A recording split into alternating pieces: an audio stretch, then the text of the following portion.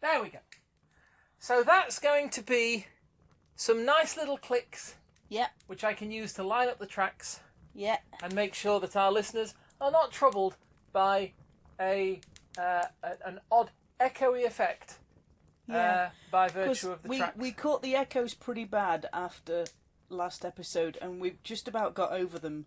We did. We did. We had a terrible bout of the echoes. We did. Yep. But we took tablets, and, you know, there was cream and stuff, and we're all better now, and it's fine. Well, it's a topical show. I'm not putting it there. It's a topical That was show. bad. So I thought that was bad. But it had to be done.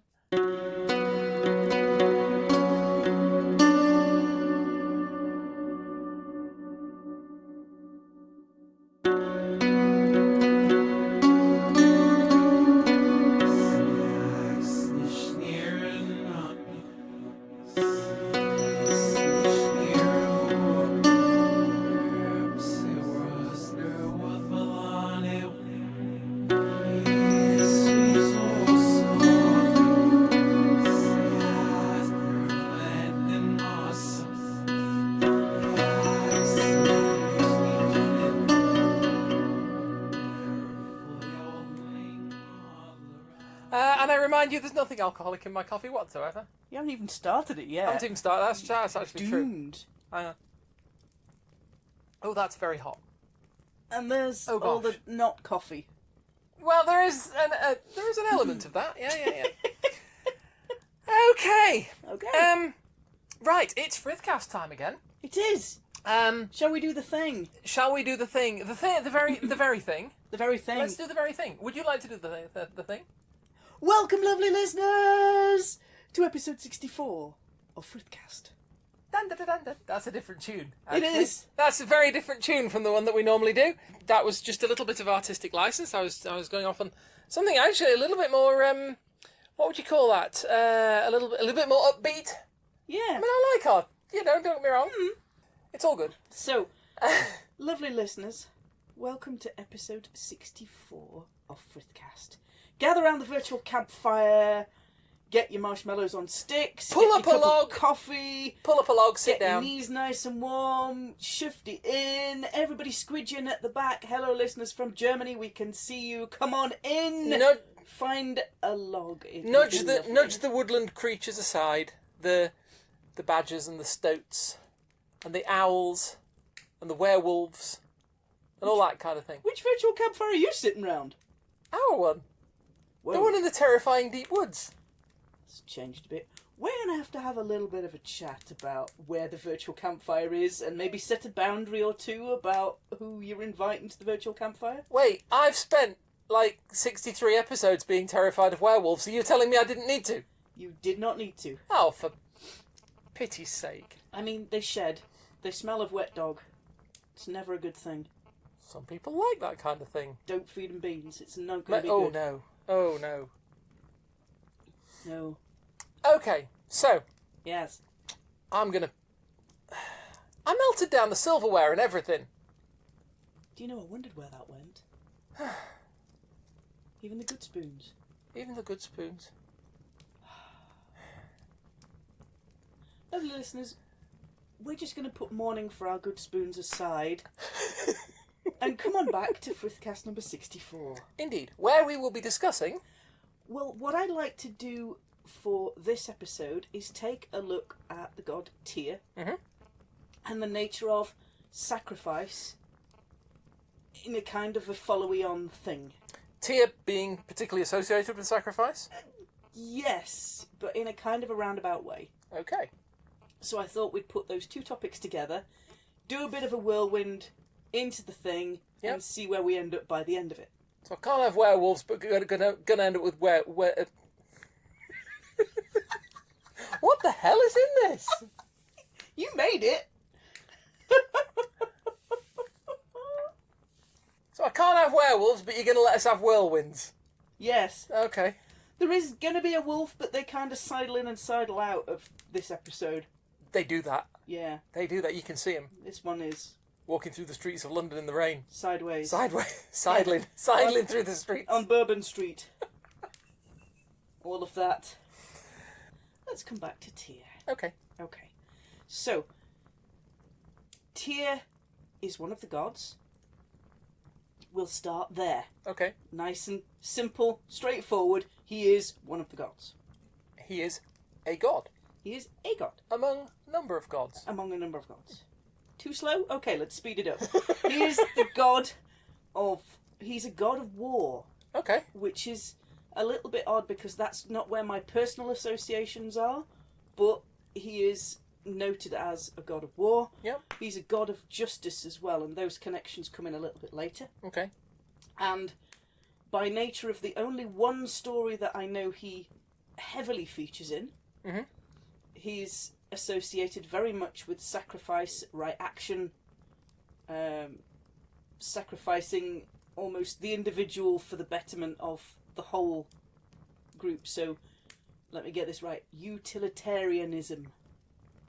Utilitarianism is the approach to a situation which urges the solution that will do the greatest good for the greatest number of people. The needs of the many. Exactly that. The needs of the outweigh many. the needs of the few. Yes, indeed. Yes. Or the one. Or the one. Not the one. Not the one. Not the one. Okay, so, from what I know, and admittedly my brain might be kind of sort of running on fumes, it's quite late in the day here, and also we're around the virtual campfire and it's kind of chilly out time, there's not a lot of lore that I know of with him in it. There is one mention of his name in a tale from the Prose Edda, I think, in which a Valkyrie instructs Sigurd, who's a human hero, to invoke the name of Tyr to bring victory in battle. Okay. The other place that I know he's mentioned as sort of a passing mention is in Loki's Flighting, the Lokasenna, where Loki insults Tyr, because he's kind of insulting everybody, and says that Tyr only causes strife and that he doesn't bring people together in harmony, he just causes people to fight each other. Well, he's the god of war. He's a god of war. A god of war. A god of war. So, the story... we have a selection of them as well. I know. The story...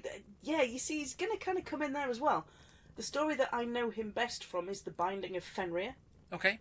So this is not a story time, lovely listeners. You don't get an extra one, sorry.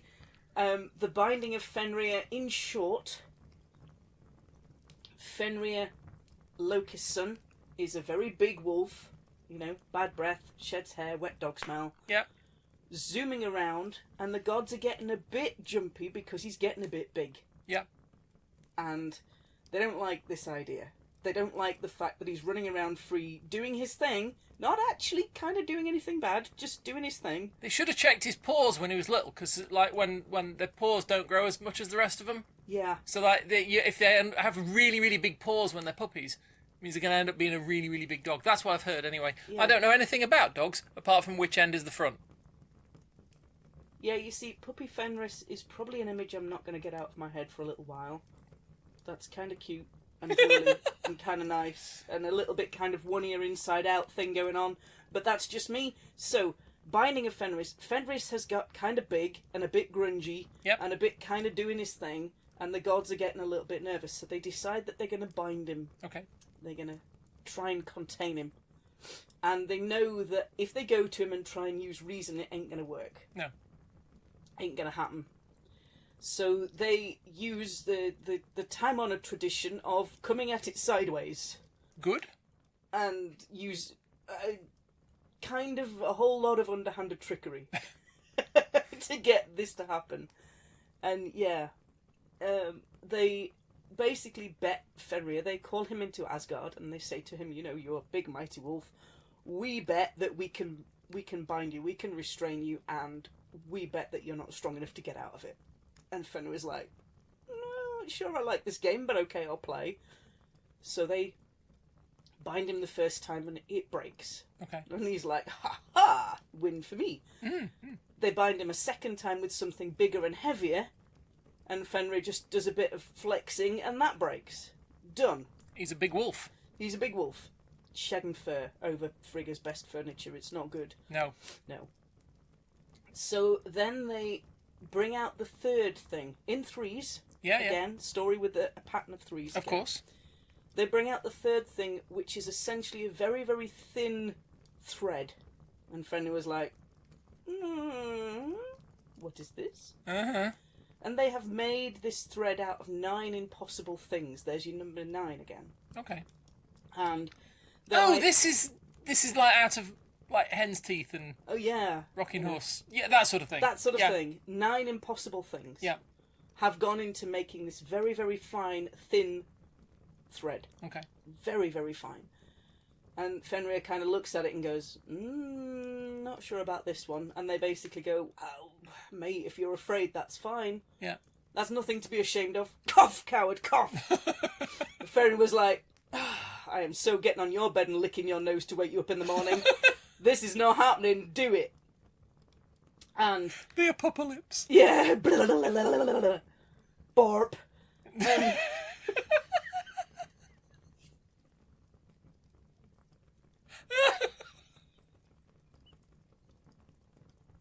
I'm sorry. No, you're not. So he kind of says, I'm smelling a bit of kind of possible treachery here, but I'm not going to say it out loud because you're all gods and, you know, don't really feel like I'm getting this vibe anymore. Yeah. Tyr, god of war, god of justice. Yep. Stands forward and goes, all right then, mate. Little Fenrir, cute puppo dog thing. Pupper. Wet fur everywhere thing going on. I will put my right hand, my sword hand. I'm a warrior god. I'm the god of war. That all depends on my sword hand. Yeah. I will put that in your mouth. These guys will bind you with that tiny little wee thread. And if by some utter outside chance you cannot break it, you could sneeze on that and it would break. Yeah. If by some outside chance you cannot break it, you can bite my hand off. You see, I might have phrased that slightly differently. Yeah. I might have said to him, if you can prove that we're tricking you, Yeah. you can bite my hand off. So the whole bet is we can bind you. Yep. Is it not? Yeah, yeah. So what he's basically saying is, if we win the bet that you made in good faith with us, Yeah. you can bite my hand off. Yeah. Because otherwise, A bit over enthusiastic, but Fenrir's kind of at the point where he's backing slowly out the room. because he's a coward. Because he's scenting a little bit of trickery on the air because the other two things have been massive, huge bits of rope and chain and now great suddenly- big kind of arg, and now suddenly he's faced with a thread He's got a bit of like fishing line or something. and he don't like it. Which is fair enough, to be fair. I mean, in fairness, fishing line is very strong, but you know what I mean. Yeah. So, And obviously the shouting coward at him it's got a shelf life basically, hasn't it? it has. It's not going to Yeah. last forever. No. And so Fenrir kind of looks He's at not the Marty fact- McFly. No, not Marty McFly. Whole sneaker and jeans thing going on ain't happening. No. He'd look good in a body warmer though. Don't do it! Do not have that, lovely listeners. Scratch that image from your brains. Do not have it. So, Yep. you've got to kind of picture the scene. All the gods and goddesses are gathered round. They've got this wee little tiny, scratty bit of thread that's soaking wet through. It's nothing. Yeah, yep. And Fenrir very, very carefully puts his jaws around Tyr's sword hand. Ah. Clunk. Yeah. For the benefit of listeners without television, Yes. that was Fenrir going, Yeah. Uh-huh. but it's not biting yet. Not yet. Wait for it. Not yet. Uh-huh. So the gods bind him. Now, what gets me about this story is the gods go ahead with what Tyr suggests. They don't say, no, don't do it. No. They're all good for him doing this. Well, it's not their hand. No, I guess. it's not. But it's also Tyr, god of war, Yeah. is about to lose his sword hand if this goes all horribly wrong, which, spoiler alert, you know, bit of a prestige ending going on here, Yeah. kind of is going to go wrong.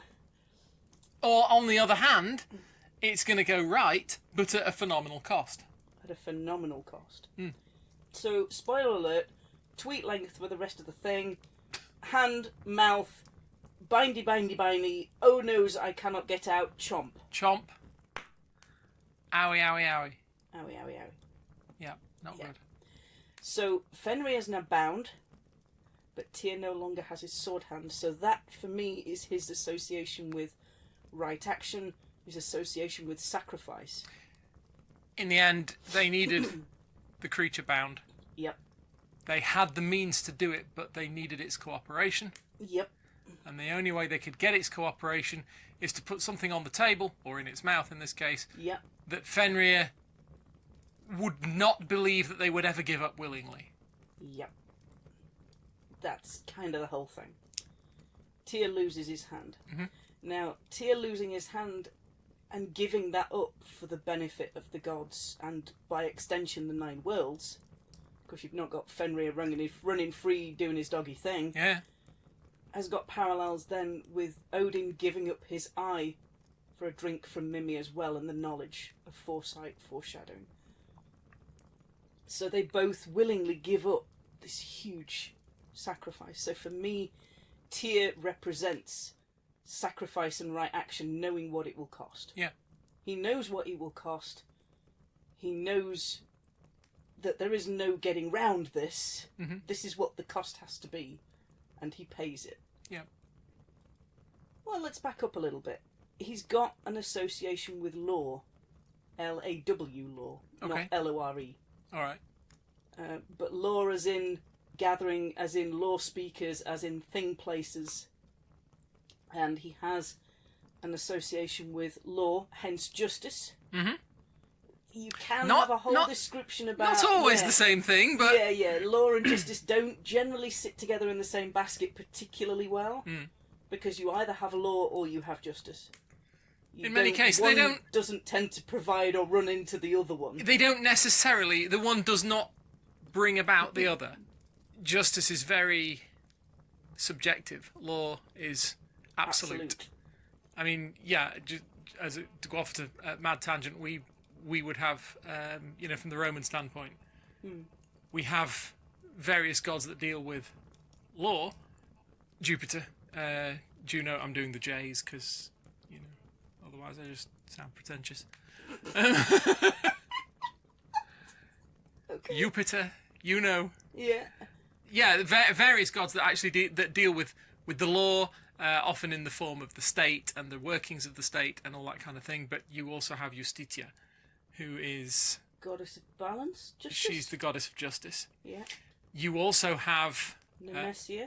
I was going to say, I used the name quietly. Nemesis. You also have Nemesis. Yes.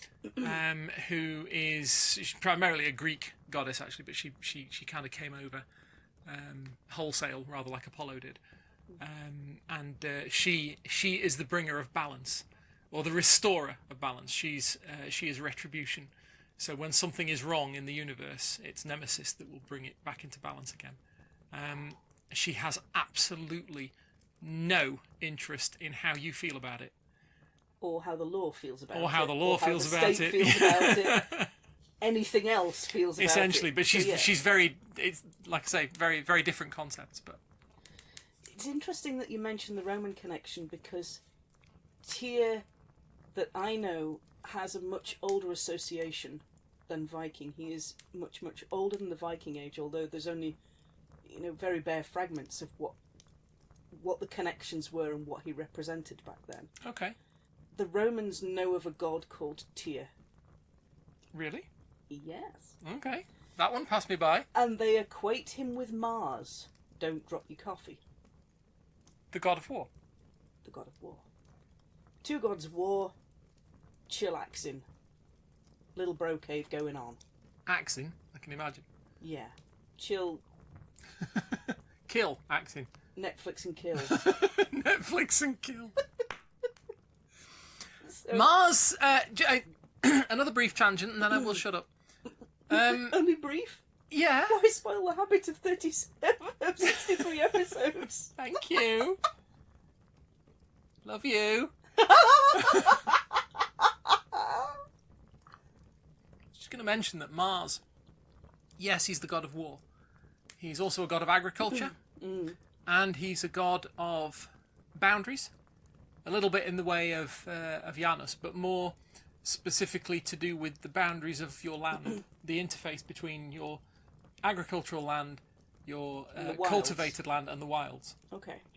And he is also very old, much older than Rome, but I do not wish to get ahead of myself. No, it seems odd to me that the gods of war tend to be the ones with the longest life, who just change a name and a coat and come into a different space. I wonder if there's some commentary on the human condition there. Yeah, let's not go there. Lovely listeners, come back to the virtual campfire. Do not follow Kate into the wilds. Definitely not. But the Romans knew Tyr, and they, syncretized him with Mars. Okay, yep. So you got Mars, Thinkusus, I think. Think with the C, but it's a hard C.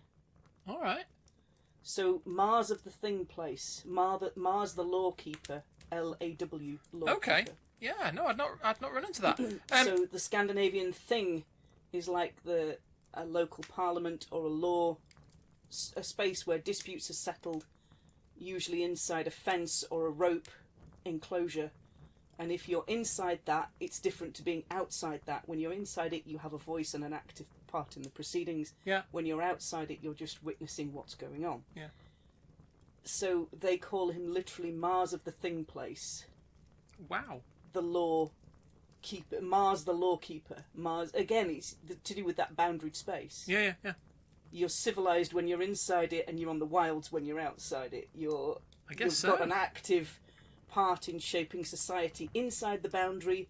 When you're outside, you're just witnessing it, looking in. I like the boundary of agricultural land and the wilds. Yeah.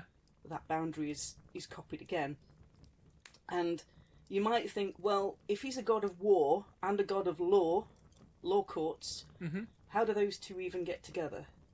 Because you kind of think war is a little bit unpredictable. It's violent. It doesn't have rules, but it does. Yes, it does. It has rules now. There are rules of combat about when and where you can do violence on the enemy. There are generally rules in place to stop you kind of hitting civilians.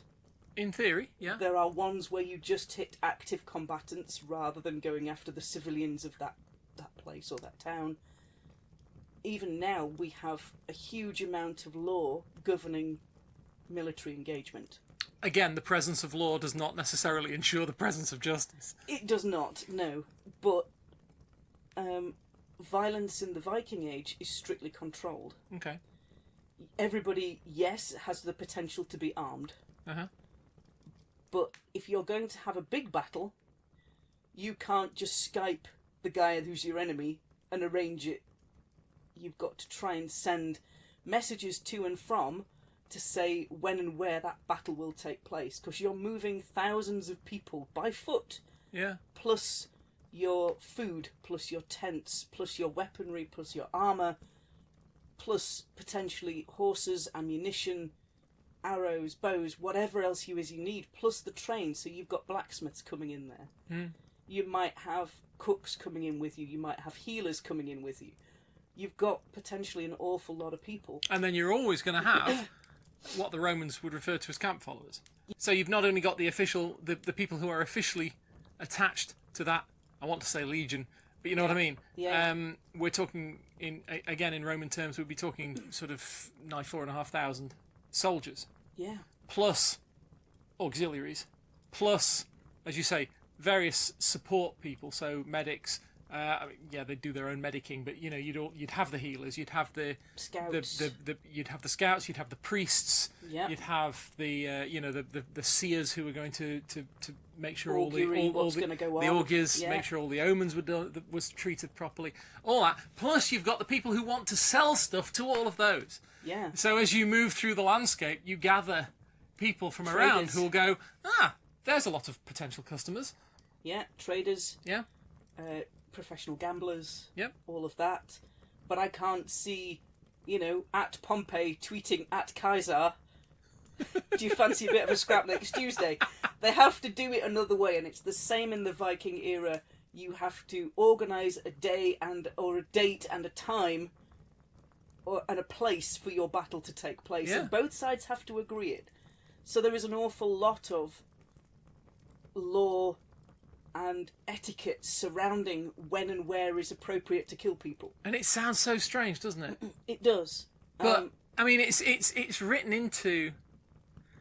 I mean, we take it for granted that these days there are everything from, localized rules of engagement for a particular unit operating in a particular theatre under particular conditions, which can be flexible and can change as the overall situation changes and so on. But you have the rules there, what you can do, what you can't do, when you can shoot, when you can't, and so on, all the way up to the international laws of war, the Geneva Conventions and so on. Treatment of prisoners, hostages, bans on certain munition types, bans on certain types of warfare. You're not supposed to embark on. You're not supposed to engage in siege warfare anymore. Yeah. It doesn't necessarily stop people, but there you go.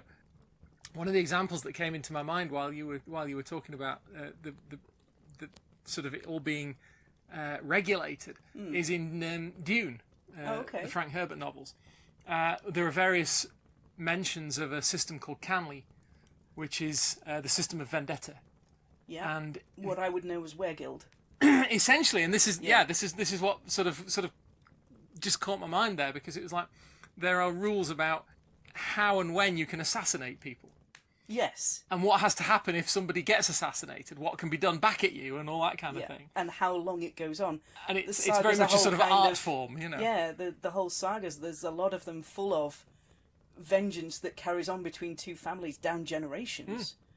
And then a third family will step in and try and mediate it, and it'll all kind of get a bit really And then the two families that were originally fighting will band together and turn on the third. And you're like, that's what happens! What is going on? But yes, law and war... and get my teeth the right way around. Yeah, law and war, they're maybe not as separate as I first... When I was trying to reconcile this in my head and think about what to talk about, those two aren't as far apart as I thought they were, because you've got things like rules of engagement. You've got things like law of compensation for damage done in war.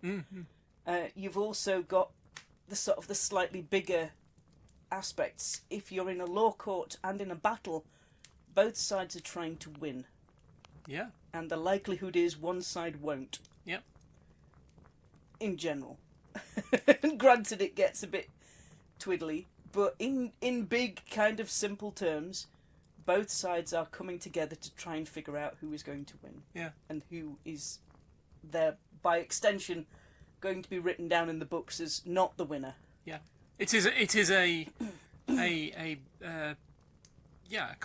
confrontation in both cases. Yeah. With regulation, certain things can be done, certain things can't be done. One hopes there's fewer dismemberments in a law court. But... I don't know. I've sat in some law courts. And they get a wee bit kind of heated on occasion. But again, if you go into a courtroom in the UK here, if you walk into a courtroom and you are entitled as a member of the public to walk in and sit and watch any case being done. Yeah. There are only very, very rare times when a judge will clear the court.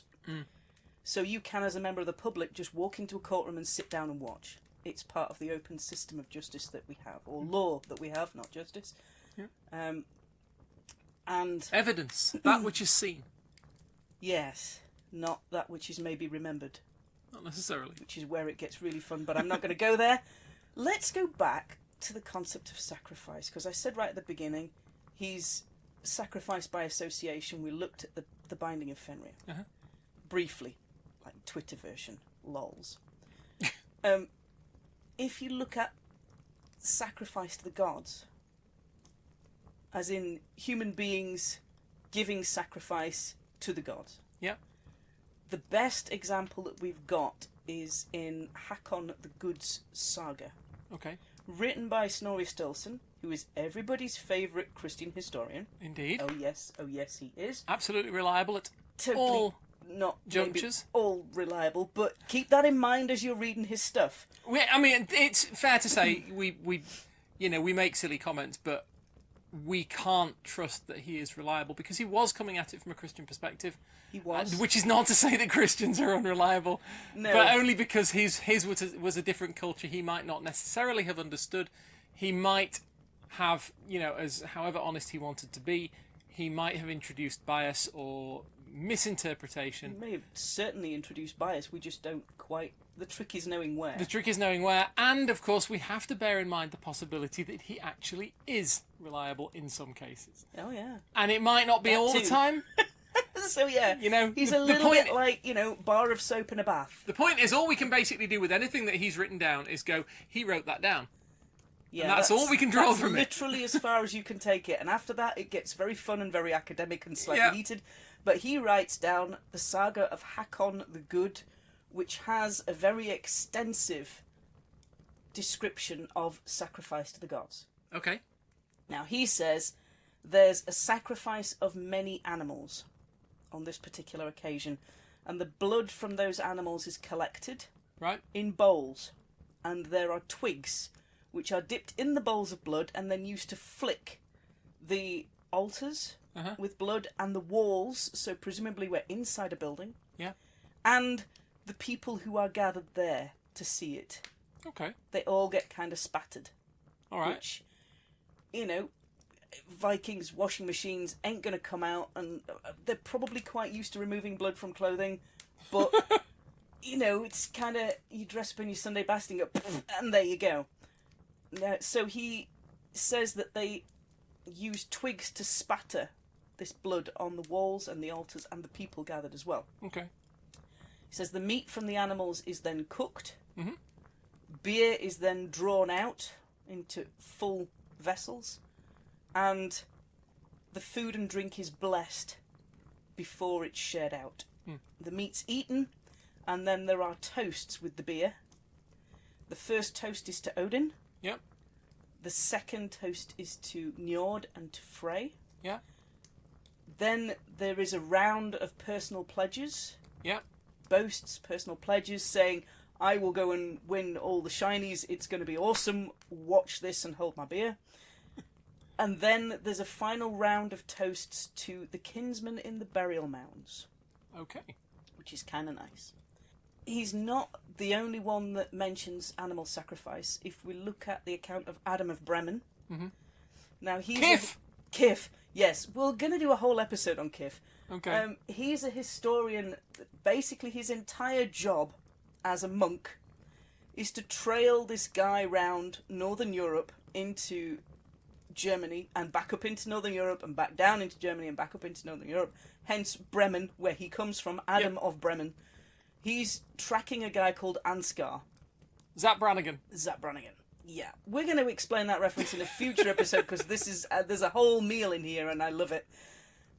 He basically gets to write the account down of Ansgar, who later becomes Saint Ansgar. Okay. He becomes a saint. So Adam of Bremen's work is then right at the top of the New York bestseller list. Oh, yeah. And he becomes a very, very happy man. Yeah. And does all manner of awesome things on his own.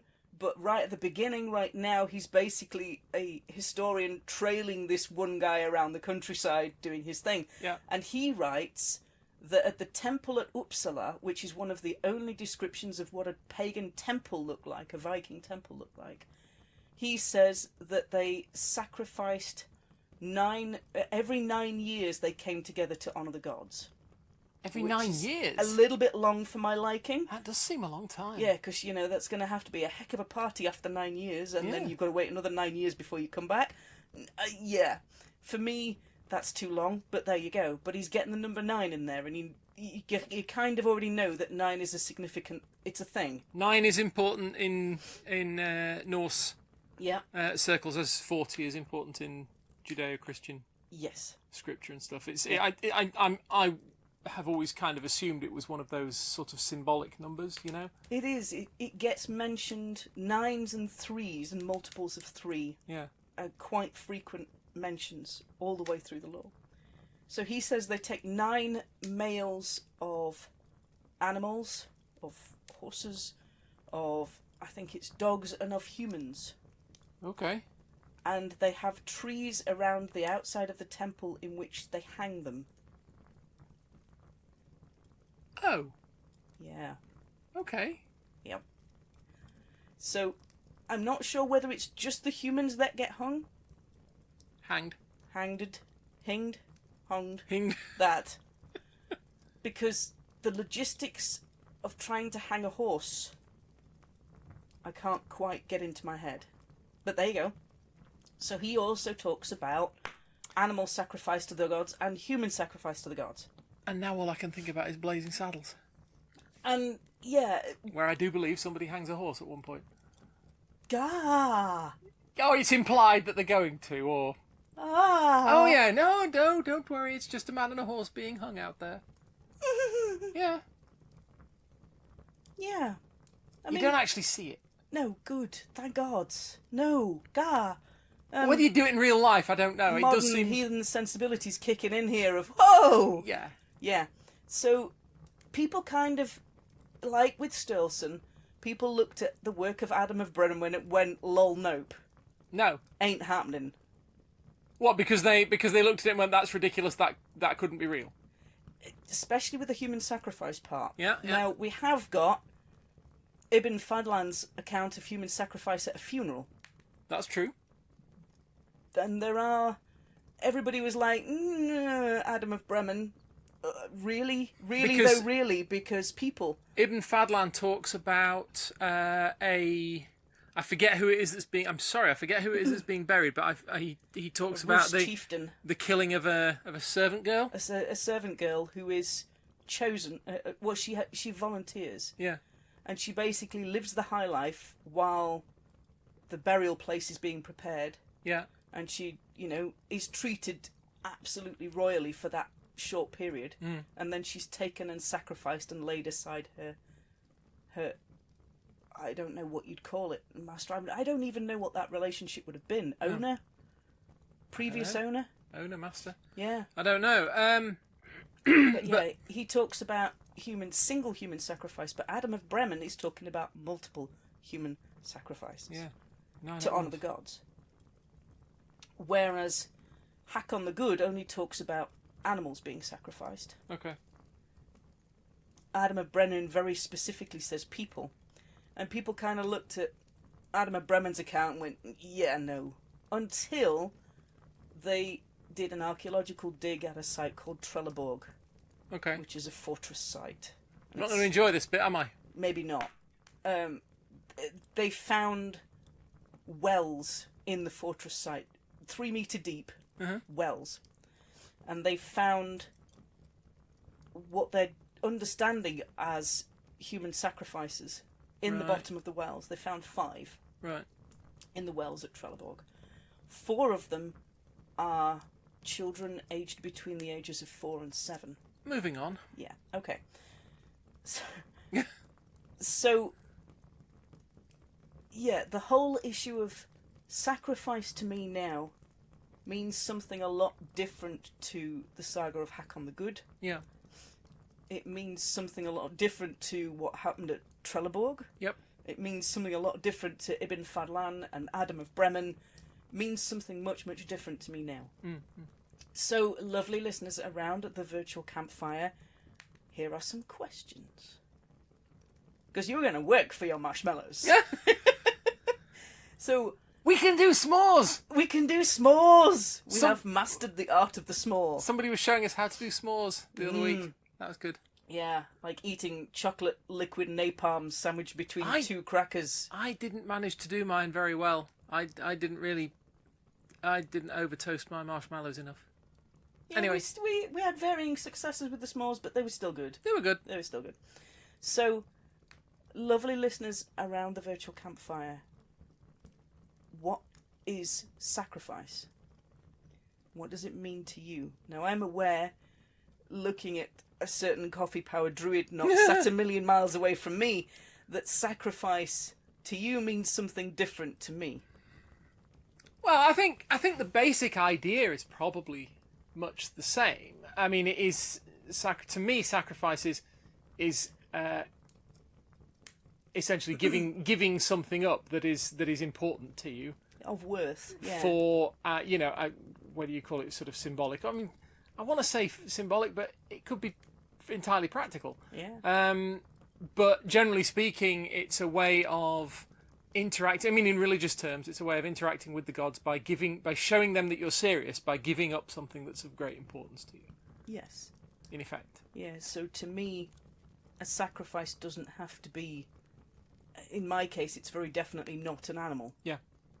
It may be that it's an offering of mead that I give during prayers or during a blot, during just a quiet word where I'm sat on the back step and I've got a cup of coffee and I'll make them a cup of coffee and I'll have a cup of coffee. It might be a sacrifice of time. Mm-hmm. If you're looking at whether you should go and study academically and you're thinking, well, what are my pros and cons in doing this? Yeah. Then is it that you've got to give up time to acquire knowledge or give up time and money to acquire knowledge? Is that the price? Is that the price that you are going to pay in full knowledge of what that is going to cost you? Which I suppose does highlight a potential difference, not in the actual act of sacrifice or the logic of sacrifice, but the reasons between us, the difference in the way you might do it and I might do it. Because for me, the Roman pantheon is traditionally very transactional. Hand me that big white bull and that knife till you tar. Exactly. Yeah. When a Roman does sacrifice, yes, it's part of the. In the old days, it would have been part of the routine. Yes. State sacrifice. Yeah, you would do sacrifice to show that you were doing your part in the Pax Deorum, the peace of the gods, the arrangement that the humans had with the gods, whereby you showed them the proper respect and devotion. They didn't stamp on you. Yeah, basically they didn't stamp on you. But you could also offer sacrifice if you wanted something. And whereas for a lot of modern religions, in Christianity, that would be, you would have to find ways if you wanted God to do something for you, you would have to find ways of framing that so that it wasn't that you were trying to make use of God. You're not sort of going there and saying, okay, Lord, I need a certain thing, and if you do this for me, I will. Because that not transactional doesn't sit within the Christian. Doesn't sit well in Christianity. Particularly well within mine, but that's the difference of it's. Yours is a very purely business transactional. Here, Mars, if you be the man for this job, I will give you a fine dove or a fine white lamb. Yeah, I understand essentially, that's the way of. There would be in the Roman system was very much a case of, because they don't care about us. Some religions will have it that the gods are very engaged with humanity, and they want the best for us and all that. So it's a very common theme in monotheism, especially Abrahamic monotheism, where they will all those faiths will assume that God is loving and merciful and all that kind of thing, and he wants to look after you. He loves you, and he wants to do what's best for you and all that kind of thing. Yeah. Not so in Rome. They're more or less mechanisms. You essentially have to call for their attention, and then you have to make their attention worthwhile. Yes, that's kind of. I don't know where mine would sit in relation to that. Yes, I have to call for their attention because they're not omnipotent. Yeah.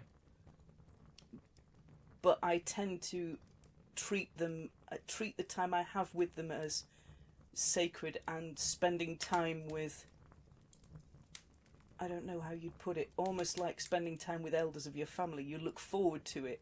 You want to give them gifts and show them respect and give them time and tell them news. Yeah. But it's not a business transaction. No. So, yeah, the nature of sacrifice to me is kind of entangled up in that. I can't look at it as a cosmic give me. No. Because it isn't. Not for me. Well, that in fairness, it's not. I wouldn't put it quite like that for us either. For me either. Yeah. It's not so much a give me. It's I want a thing, and I'm willing to pay a fair price for it.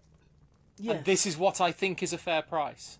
and therefore correct me if I'm wrong, but I still want the thing. If you think it's a fair price, please it. give me the thing. Yeah. If you don't think it's a fair price, you're not going to give me the thing, and that's and that's kind of the way it works. For yours, you might call on them to help you do a certain thing. Yeah. You might. I seem to remember in the series Rome. Historical documents. Rome. Actually, it is pretty good at the way it handles religion. To be honest, it is pretty decent. The times we see religion in that, yes, or interactions with the gods in that, they are done actually pretty well.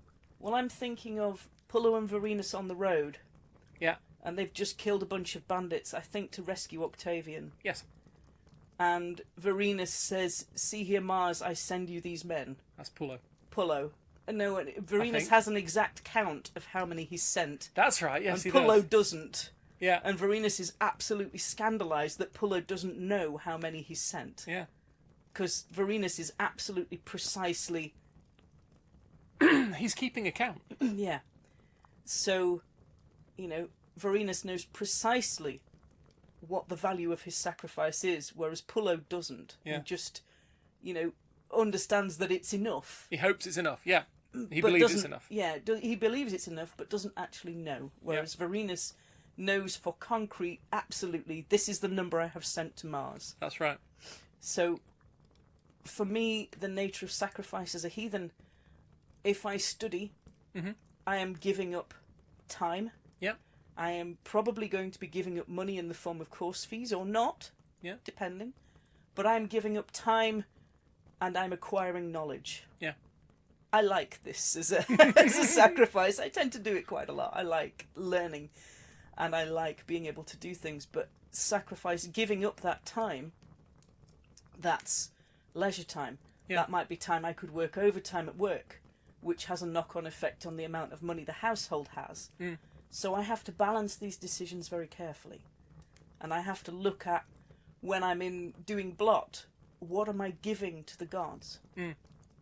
It's better not to give than to give too much. Okay, yeah.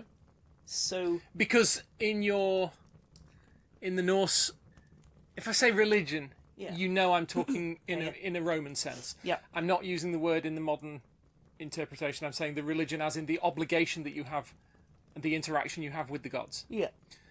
I could say the cultus, but that's potentially even potentially more loaded. Yeah, that's got a whole kind of... You ain't getting the baggage of that through a revolving door. No. Carry on. The cultus just simply being the literally the cultivation of the relationship with that god. Yes. So, but as I understand from what you've told me previously, or what you've said previously on Frithcast, is there is an understanding that a gift demands a gift. Yes. And if you might give somebody something out of what we would give somebody out of sheer generosity, and yet that person might still feel a little bit indebted to you. Yeah, there's an obligation. Whereas in the Norse mutual religion, reciprocity and social structure is much more emphasized. Yeah, it's much more explicit. If you give me this expensive thing, I have to give you an expensive thing back. Or you dishonor me. Yes, or... Sort of. Or your social status is marked... I mean, you've got a Jarl... One of their titles is a ring giver. Yeah. When their group had gone raiding, or not necessarily trading, but when they'd gone raiding and they'd come back with a big bunch of shinies, they all went to the Jarl, and the Jarl then gave tokens out to his best warriors. Okay. So he was known as a ring giver because he was giving not finger rings but arm rings and treasure out. So it then brings in the first rune, Feo. Uh-huh. Money is like muck. It's no good unless you spread it. I like that, yeah. So it's kind of, if you hoard it, you start If you hoard it, they will come. No, not quite. If you hoard it, you start getting into the need rune, which is where need is an iron band on your chest. It's this jealousy, this keeping it back. We've seen it in some of the myth cycle, the sagas, the whole thing with Sigurd, who's a hero we'll go into later, and him killing the dragon Fafnir is because Fafnir is guarding a treasure. and that gets very, very complicated. You get a whole kind of Wagner pointy-boobed Valkyrie thing going on later on. We'll get into that. Let's come back to sacrifice. Okay. The nature of sacrifice to me as a modern heathen is complex. Yeah. I do not want to make the gods resentful by offering them too much. Yeah. I do not want to make them kind of like frustrated by not offering them enough. Yeah. I have to find balances where I acknowledge them, I respect them, I go and greet them, I give them my news, I sit and wait for them to talk to me. Yeah. And I might offer them a drink like you might do buying rounds in a pub. You might say, right, the next round is mine, and then the next person says, right, the next round is mine. And thus you get that social obligation, that connection. Mutual gift giving in pints of beer. Can I just point out how many Roman gods there are? Yeah, your round is going to be really big. You're going to have to kind of do it in like 5 drinks at a time because that's going to get complicated.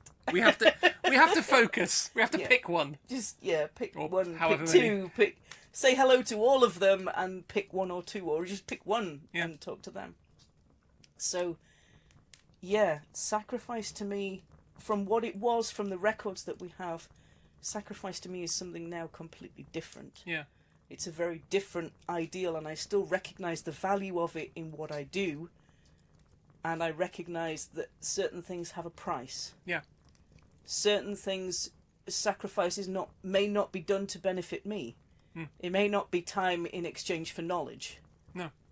It may be, part of my wealth that I give up to benefit the community. Oh yeah, I mean it certainly doesn't have to be, even for us, I talk a lot about I want something, therefore I'll give you a fair price for it. It doesn't necessarily have to be that you want something for yourself. No. I want a good harvest this year.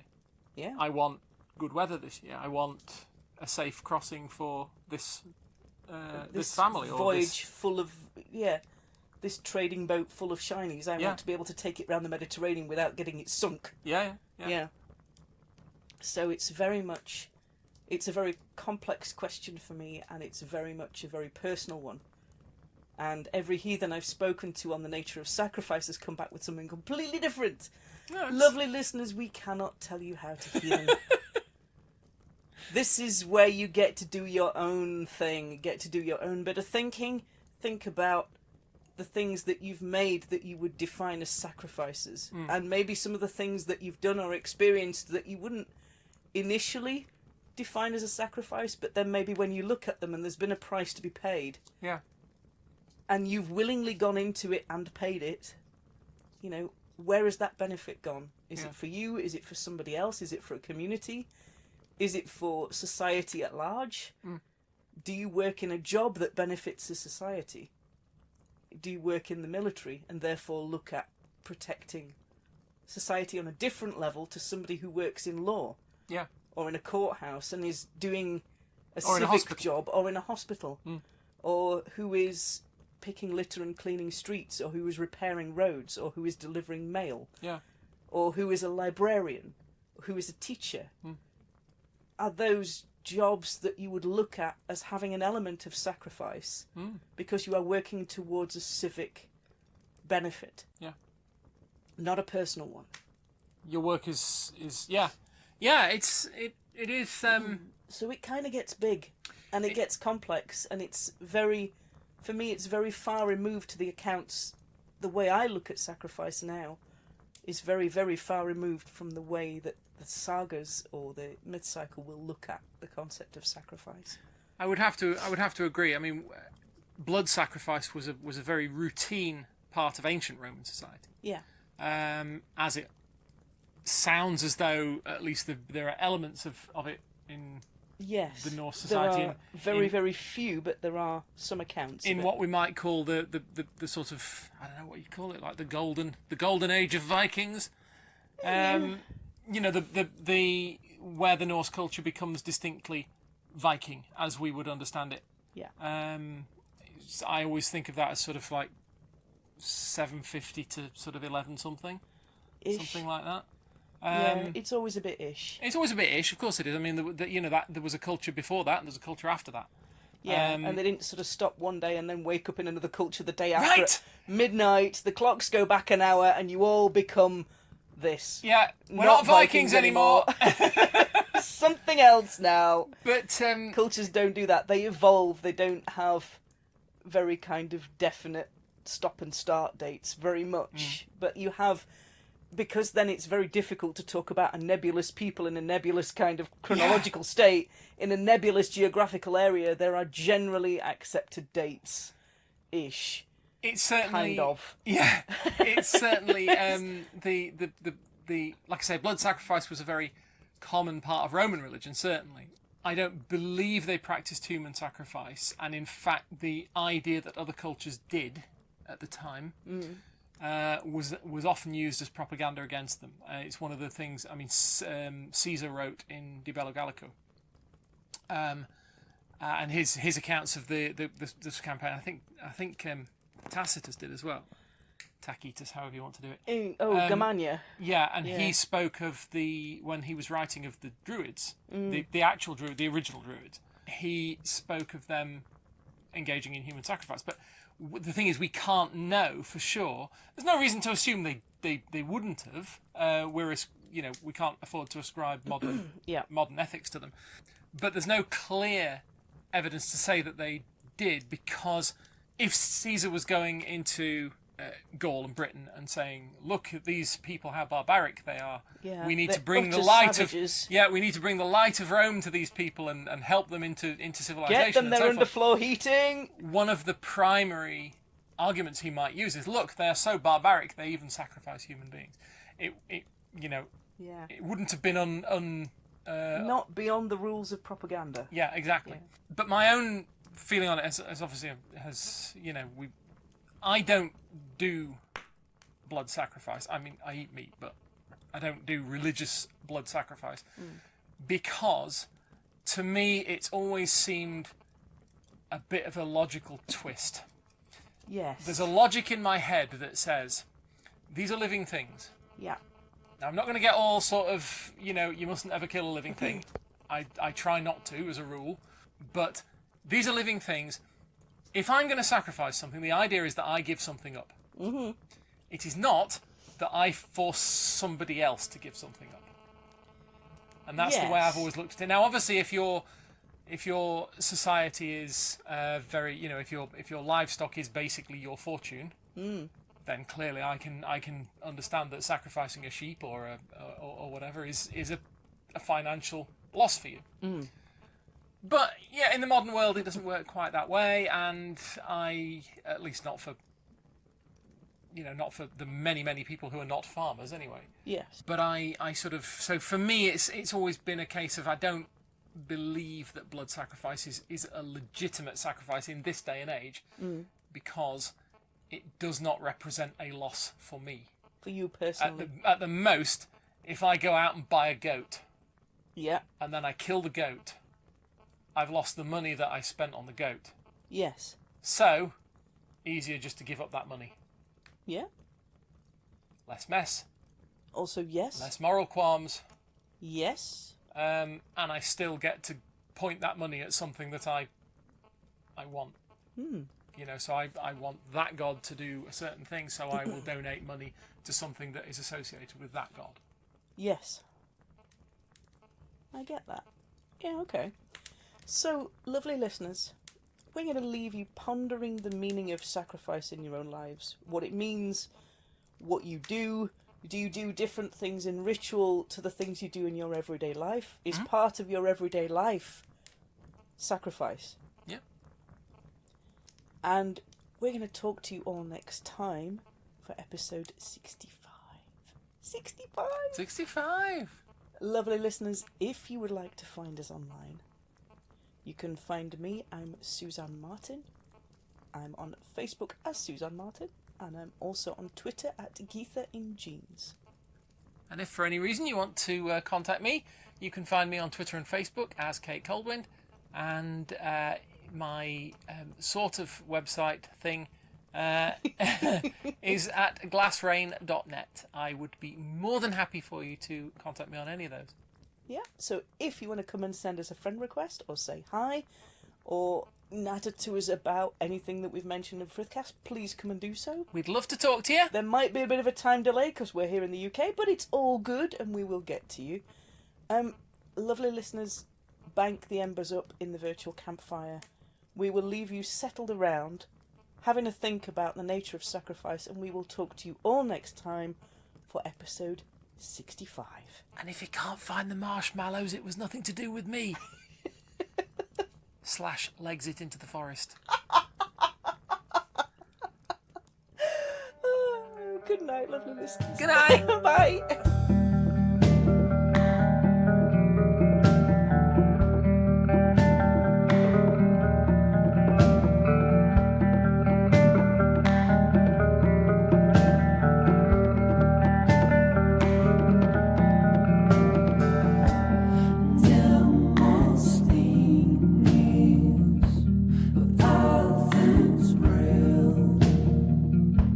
Against the